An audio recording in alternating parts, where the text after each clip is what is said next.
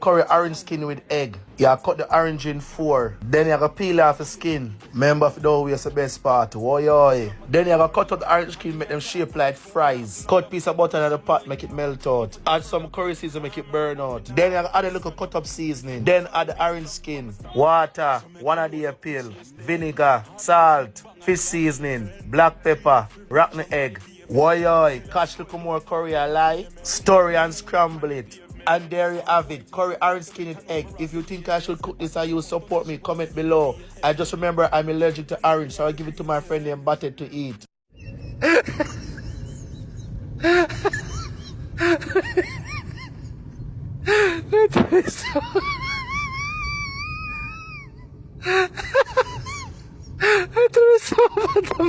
Muslim time. What color you want? What color you want? Any color. $25 for 1 foot, 50 feet here. Cheat them a beer and they hard to tear.